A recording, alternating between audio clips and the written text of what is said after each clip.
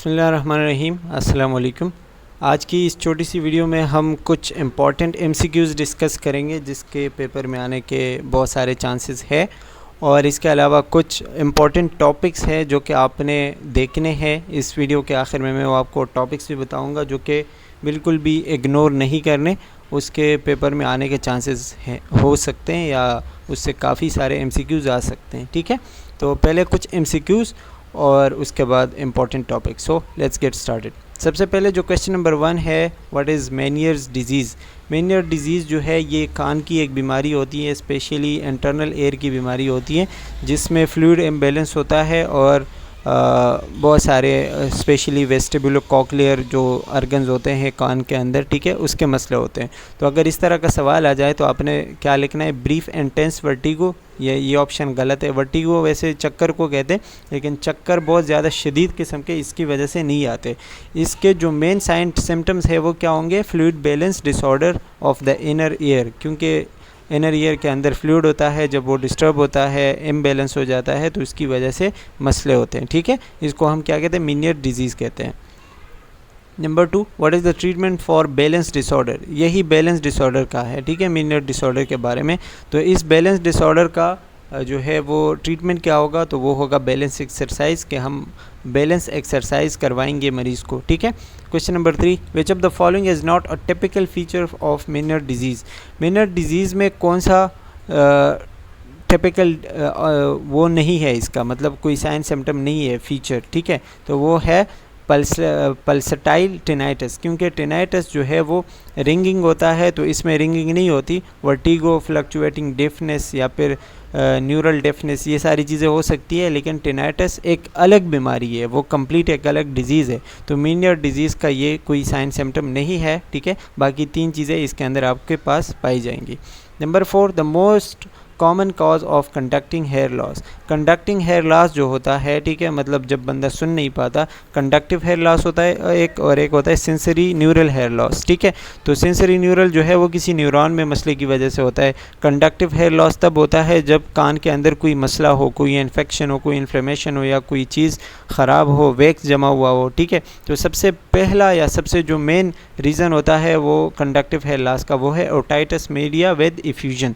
Otitis media जो है middle air का इन्फ्लेमेशन है, और उसमें जब इफ्यूजन हो जाए, मतलब वहाँ पे जब फ्लूइड बहुत ज़्यादा जमा होने लग जाए, ठीक है, तो ये एक कंडक्टिव हेयर लॉस का मेन रीज़न हो सकता है। उसके बाद जो है बाकी सारे रीज़न्स आते हैं, सबसे मेजर रीज़न ये है, तो ये आपने नोट करना है। ठीक है, इसके अलावा question number 5, frequency of tuning fork. ये जो है हेल्थ असेसमेंट के बुक में लिखा हुआ है, तो 512 हैज़र्ड फ्रीक्वेंसी है, बस आप याद रखें ये, कि इस तरह का ऑप्शन आपको याद होना चाहिए। रेने टेस्ट जो है वो कब पाया जाता है, या कब आप करते हैं, जब किसी की हेयरिंग लॉस आप चेक करते हैं। ठीक है, मतलब जब हम उसकी सुनने की एबिलिटी चेक करते हैं, तो रेने टेस्ट और एक वेबर टेस्ट है वो करते हैं। मैंने आपको वीडियो में बताया हुआ था, जिसमें मैंने वीडियो बनाई थी। तो ये कह रहे हैं Rinne test is negative in.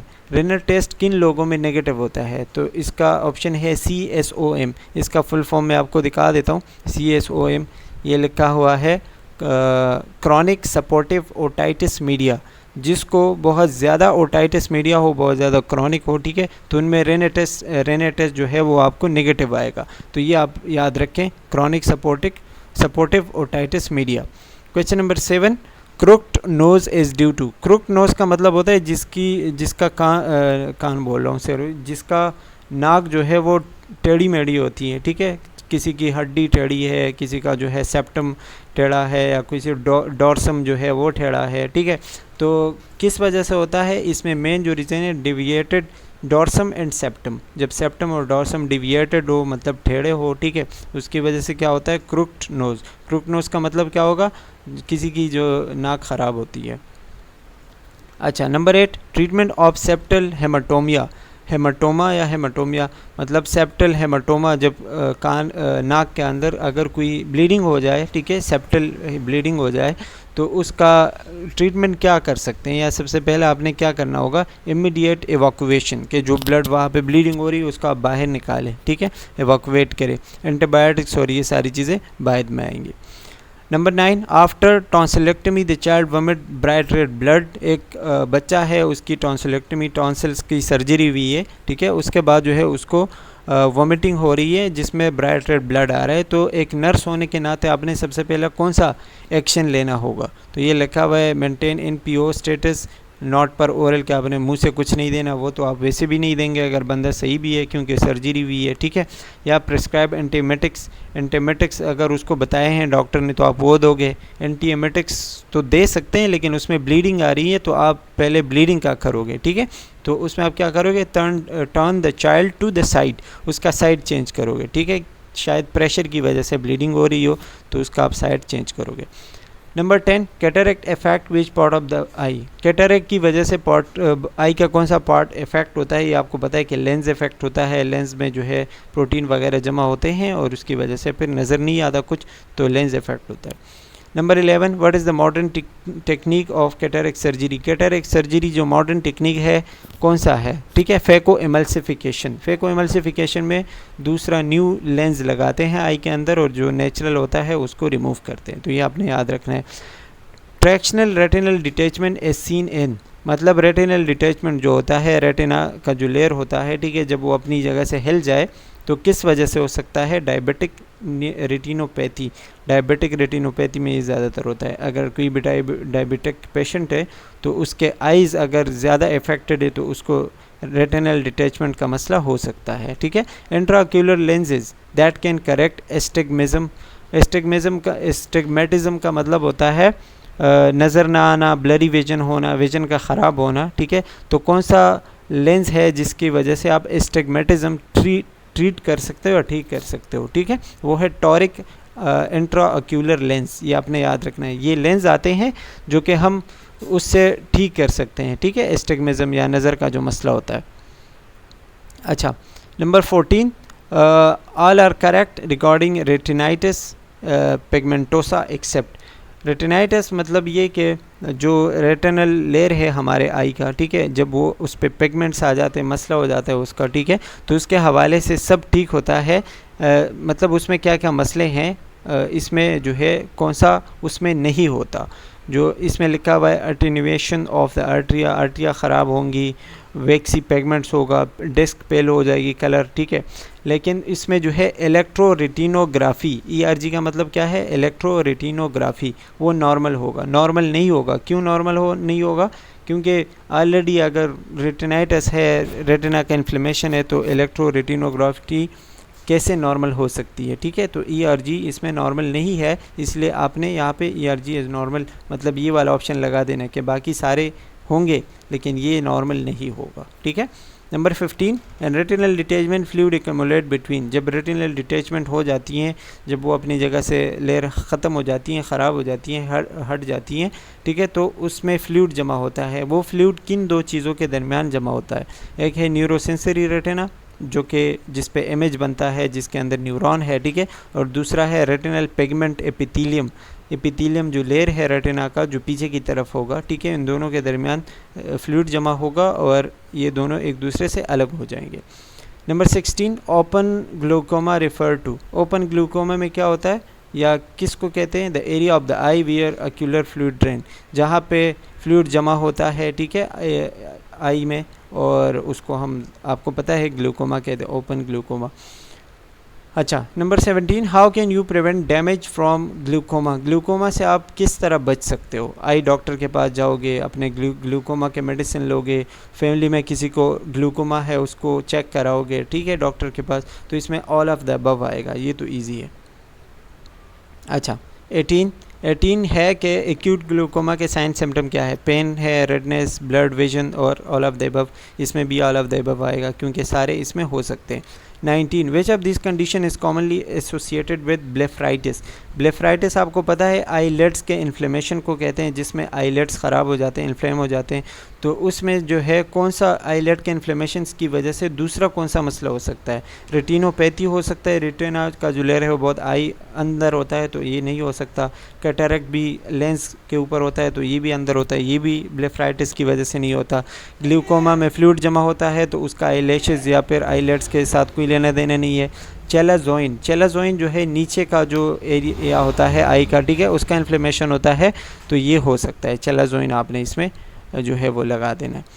Number 20, which of the skin condition cause posterior blepharitis, condition skin का कौन सा मसला है जिसकी वजह से ब्लेफराइटिस हो सकता है, तो वो है एक्नी रोसासी, ठीक है। ये जो है कंडीशन है, मतलब एक्नी दाने वगैरह आते हैं और ब्लेफराइटिस में भी इन्फ्लेमेशन और दाने आते हैं, ठीक है, जिसकी वजह से ये हो सकता है। तो ऑप्शन ये वाला अपने याद रखना है। इसके अलावा मेरिंगोप्लास्टी इन्वॉल्व्स, मेरिंगोप्लास्टी में क्या होता है, closure of a simple perforation of tympanic membrane. Otitis media के अंदर जब टिम्पेनिक मेम्ब्रेन जो हमारा होता है कान का, ठीक है, उसमें अगर कोई होल हो, कोई सुराख हो जाए, कोई परफोरेशन हो जाए, उसको क्लोज करना क्या कहलाता है, मेरिंगोप्लास्टी। ये टर्म आपने याद रखना है और इसका भी ऑप्शन आपने। अच्छा, चेलाजोइन, चेलाजोइन आप कैसे ट्रीट कर सकते हो, इसमें ऑप्शन बी है, injection of corticosteroid in the lesion, जहाँ पे ज़ख़म है वहाँ पर आप कॉर्टिकोस्टेरॉइड दोगे। तीसरा क्या है, इंसिजन इन कार्टेज, इंसिजन मतलब उस जगह को आप ट्रीट करोगे थ्रू इन्फ्लेमेशन, जो एक्स्ट्रा फ्लूइड है उसको आप थ्रू किसी इंजेक्शन के ज़रिए या फिर सिरिंज के ज़रिए निकालोगे, ठीक है। तो दोनों कर सकते हो आपने, इसमें आइदर बी एंड सी लगाना है। अच्छा जी, नंबर 23 में लिखा हुआ है कि लेरेंजाइटिस का मोस्ट कॉमन काज क्या है, वो है वायरस। बैक्टीरिया का आपने नहीं लिखना, वायरस, ठीक है, वायरस की वजह से ज़्यादा लेरेंजाइटिस होता है। Number 24, function of heart walls, heart wall का क्या फंक्शन है, तो ये बहुत इजी है कि जो ब्लड आगे जा रहा है वो वापस ना आए, ठीक है। Control the flow of blood with in the heart, flow को कंट्रोल करने के लिए जो है वो हार्ट में वॉल्व होते हैं, तो वॉल्व का फंक्शन ये हुआ कि हार्ट में जो ब्लड का फ़्लो होता है उसको कंट्रोल करे। अच्छा, हार्ट के एमसीक्यू जो मिड टर्म में भी आए थे, उसके टेस्ट ग्रुप में शेयर हुए हैं, तो आपने वो सारे एमसीक्यूज़ देखने हैं, वो बहुत ही इंपॉर्टेंट है और उससे अच्छे खासे आपके एमसीक्यूज़ आ सकते हैं, पेपर कवर हो सकता है, ठीक है। तो वो आपने इग्नोर नहीं करने, वो देख लीजिएगा। इसमें यहाँ पे मैंने 2-3 उससे लिखे हुए, बाकी आप वो सारी चीज़ें देख लें। 25, पेरिकार्डियल इन्फेक्शन जो है उसको हम पेरिकार्डियाटिस कहते हैं, ये तो इजी है। Sound of heart in atrial contraction and is associated with late ventricular diastole, मतलब एट्रियल कंट्रैक्ट होते हैं, ठीक है, एट्रियम, और उसके बाद जो वेंट्रिकल होए उसको डायस्टोल होने में थोड़ा सा टाइम लगता है, मतलब लेट डायस्टोल होते हैं, ठीक है, रिलैक्स होते हैं, उसकी वजह से एक साउंड प्रोड्यूस होता है। वो कौन सा साउंड होता है, S4, जो कि एक एबनॉर्मल साउंड है। साउंड हार्ट के जो है बहुत ज़्यादा इंपॉर्टेंट है, देख लीजिएगा सारे साउंड कब कहाँ पे कौन सा साउंड आपको मिलेगा, दैट इज़ वेरी इंपॉर्टेंट, इसको बिल्कुल आपने इग्नोर नहीं करना। S3 is normal in, S3 sound जो है वो एल्डर और इन्फेंट्स में, बच्चों में जो है वो नॉर्मल होता है। That's all about MCQs। अब आते हैं कुछ इंपॉर्टेंट टॉपिक्स पे जो कि आपने देखने हैं PPT से, वीडियो से, इन सब सारी चीज़ों से देख लीजिएगा और इंशाल्लाह इससे आपका पेपर कवर हो जाएगा। पहले ENT के कुछ टॉपिक है, तो ENT में आपने इंट्राअक्यूलर स्ट्रक्चर देखने हैं। इंट्राअक्यूलर स्ट्रक्चर जो है वो आई के अंदर कौन कौन सी चीज़ें पाई जाती हैं उसको कहते हैं, ठीक है। तो आई के अंदर आपके पास 3 लेयर्स होते हैं जो आउटर, मिडल और इनर होते हैं। आउटर में कॉर्निया और स्क्लेरा आते हैं, मिडल में कोरॉइड आता है और इनर में रेटिना आता है। इन तीनों के नाम आपको याद होने चाहिए। इसके अलावा 3 पार्ट्स ऑफ ईयर है, ईयर के भी 3 पार्ट्स है, आउटर, मिडल और ईयर। आउटर में इलास्टिक कार्टिलेज आता है जो कि बाहर की तरफ है, और पिन्ना जो बाहर का लेयर है, ठीक है, जो कि बाहर की तरफ होता है, ईयर का पिन्ना कहते हैं, तो ये आउटर में आता है। मिडल में आपके पास टिम्पेनिक मेम्ब्रेन, और इसके अलावा मिडल ईयर का काम क्या होता है कि एक्सटर्नल और इंटरनल ईयर को एक दूसरे के साथ कनेक्ट करें, ठीक है, और इसके साथ एक यूस्टेशन ट्यूब होता है जो कि एयर के प्रेशर को मेंटेन करता है। तो ये यूस्टेशन ट्यूब के फंक्शन को भी पढ़ लीजिएगा, देख लीजिएगा, ठीक है। इनर है, इनर ईयर में बोनी लेब्रिंथ होता है, मतलब जो बोन्स होते हैं वो होते हैं, ठीक है, और वेस्टिबुलर और कॉक्लिया होता है, ये तो आपको पता होगा, जिसमें फ्लूइड होता है, अभी हमने पहले डिस्कस भी किया। इसके अलावा एक मोस्ट इंपॉर्टेंट चीज़ इसमें है स्टारबिस्मस। स्टारबिस्मस जो है किस कंडीशन को कहते हैं, वो कंडीशन जिसमें आई के मसल ख़राब हो जाते हैं, वीक हो जाते हैं, ठीक है, उनके दरमियान कोऑर्डिनेशन नहीं रहती, उसको हम कहते हैं स्टारबिस्मस। तो ये आपने देख लेना है, बस यही याद रखें, lake of I muscle coordination, तो आपको क्लियर हो जाएगा, कुछ ना कुछ आइडिया होगा, पेपर में आया तो आपको याद रहेगा। इसके अलावा cardinal position of gaze, 6 position होते हैं गेज़ के, मतलब देखने के, ठीक है, जो कि आई के मसल के हिसाब से होते हैं। आई के मसल इंफीरियर, पोस्टीरियर, लेटरल और जो 6 मसल्स थे, ठीक है, वो आप याद कीजिएगा। तो वही मसल के हिसाब से 6 कॉर्डिनल पोजीशंस भी होते हैं, तो वो देख लें। अच्छा जी, स्नेलन चार्ट और रोज़ीबॉम चार्ट जो कि मैंने आपको बताया था वीडियो में। स्नेलन चार्ट जो है वो हम डिस्टेंस विजन के लिए इस्तेमाल करते हैं, मतलब जिसकी दूर की नज़र कमज़ोर है, ठीक है, और दूर की नज़र कमज़ोर होने को हम एक नाम कहते हैं मायोपिया। तो ये आप याद रखें कि मायोपिया कौन सी कंडीशन है जिसमें दूर की नज़र कमज़ोर होती है, ठीक है। अच्छा, इसमें जो है मरीज़ को आप 20 इंच के फासले पे बिठाते हो, ठीक है, 20 इंच या फिर 6.1 मीटर, याद रखें 6.1 मीटर अवे। ये पूछा जा सकता है पेपर में कि स्नेलन चार्ट से आप मरीज़ को कितने फासले पे बिठाओगे, फिर उससे पूछोगे, ठीक है, वो है 6.1 मीटर अवे। दूसरा रोज़बॉम है। रोज़बॉम चार्ट आपको पता है नियर विजन के लिए इस्तेमाल होता है, और जिसकी करीब की नज़र कमज़ोर होती है उसको हम कहते हैं हाइपर ओपिया, ठीक है। ये जो 2 अल्फाज मैंने आपको बताए ना, ये बहुत ज़्यादा इंपॉर्टेंट है, याद रख लीजिएगा। वेबर और रेनर टेस्ट हम करते हैं हियरिंग के लिए, जिसमें सुनने का मसला होता है, ये आप देख लें, ठीक है, पीपीटी में है। और वेबर रेनर टेस्ट इम्पॉर्टेंट टॉपिक है, देख लीजिएगा कब कौन सी चीज़ नॉर्मल है, कौन सी नॉर्मल नहीं है, उसमें सब कुछ बताया हुआ है। इसके अलावा टॉसिस ड्रॉपिंग आप आईलेड को कहते हैं, जब आईलेड नीचे की तरफ आ जाता है, अनकंट्रोलेबल हो जाता है, ड्रॉप हो जाता है, उसको हम कहते हैं टॉसिस। कैटरेक्ट आपको पता है कि प्रोटीन एकमुलेट्स ऑन लेंस पे जब एकमुलेशन हो जाती है प्रोटीन्स की, कुछ नज़र नहीं आता, आपको वाइट कलर का नज़र आएगा, उसको हम कहते हैं कैटरेक्ट। और इसके अलावा आई चेकिंग इंस्ट्रूमेंट, जिस इंस्ट्रूमेंट से हम आई चेक करते हैं उसको हम कहते हैं ऑप्थेल्मोस्कोप, और जिससे हम ईयर्स चेक करते हैं हम उसको कहते हैं ओटोस्कोप। तो ये दोनों अल्फाज भी आपको याद होने चाहिए। इसके अलावा ओटाइटिस मीडिया के अंदर 2-3 छोटे छोटे टॉपिक्स और भी है, ठीक है, वो भी देख लें। ओटाइटिस मीडिया जो है inflammation of the middle ear होता है, ये मिडल ईयर आपने इसमें याद रखना है। अब आते हैं रिस्पायरेटरी के कुछ इंपॉर्टेंट टॉपिक्स पे। रिस्पायरेटरी में आपने चेस्ट साउंड देखने हैं, जिसमें फ्लैट है, रेजोनेंस है, डल है, और भी है, लेकिन ये ज़्यादा इंपॉर्टेंट है। फ्लैट जो है वो जब बहुत ज़्यादा फ्लूइड जमा हो जाए, ठीक है, प्लूरल इफ्यूजन हो, तो उस टाइम आपको फ्लैट आवाज़ आएगी, तो ये आप याद रखें। रेजोनेंस जो होता है वो नॉर्मल होता है, मतलब आपको रेजोनेंस साउंड मिलती है, ठीक है, तो वो नॉर्मल होगा लंग्स में। और डल जो है, डल आवाज़ आपको सॉलिड एरिया पे मिलेगा, जो बिल्कुल सॉलिड होते हैं, ठीक है। इसके अलावा लंग की एनाटॉमी देख लीजिएगा कि लंग्स के जो है और रिस्पायरेटरी सिस्टम की एनाटॉमी, अलविलाए, ब्रोंक्यूल्स, ब्रोंकाइटिस, और ये ब्रोंकाइटिस तो खैर इन्फ्लेमेशन है, ठीक है, लेरिंग्स, और ये सारी चीज़ें जितनी भी है वो आप देख लें। रिस्पायरेटरी मसल जो है, रिस्पायरेटरी मसल्स, या फिर हम इसको रिस्पायरेटरी इंटरकॉस्टल मसल्स है या फिर डायफ्राम है। इंटरकॉस्टल मसल रिब्स के दरमियान होती हैं, और डायफ्राम तो आपको पता है कि डायफ्राम दोनों कैविटीज़ को अलग करता है, थोरेसिक और एब्डोमिनल कैविटी को, तो ये रिस्पायरेटरी मसल्स कहलाते हैं, ठीक है, ये आपको पता होना चाहिए। इसके अलावा है टेकैप्निया फास्ट ब्रीदिंग रेट को कहते हैं, ब्रेड एपनिया जो है स्लो ब्रीदिंग रेट को कहते हैं, एपनिया, हाइपर कैपनिया, ये सारी चीज़ें जो इम्पोर्टेंट है देख लीजिएगा, ठीक है, इसके आपको पता होनी चाहिए कि क्या क्या चीज़ें। अब आते हैं हार्ट पे। हार्ट की आपको तो सबसे पहले anatomy most important, chambers, walls और लेयर्स, ये सारी चीज़ें। इसके अलावा हार्ट के चैप्टर के अंदर आपको पल्स और उसके लोकेशन, जो 9 या 10 लोकेशंस है, पल्सेस है, उसके लोकेशन आपको याद होने चाहिए। पेरिकार्डियम का लेयर थोड़ा सा पढ़ लें। और heart sound, it is most important. Heart sound जो है बहुत ज़्यादा इंपॉर्टेंट है। S1, S2, S3, S4 कहाँ पे होते हैं, कब होते हैं, कौन सा नॉर्मल है, कौन सा एबनॉर्मल है, और एट्रियल गैलप, वेंट्रिकुलर गैलप, ये सारी चीज़ें पढ़ लीजिएगा आपके बुक में, और पीपीटी में मैंने सब कुछ बताया हुआ है, वीडियो मैंने इस पर रिकॉर्ड की हुई है। I hope that's very helpful for you, और इंशाल्लाह पेपर आपका अच्छा होगा। Best of luck for your paper. Thank you for watching, take care, bye bye.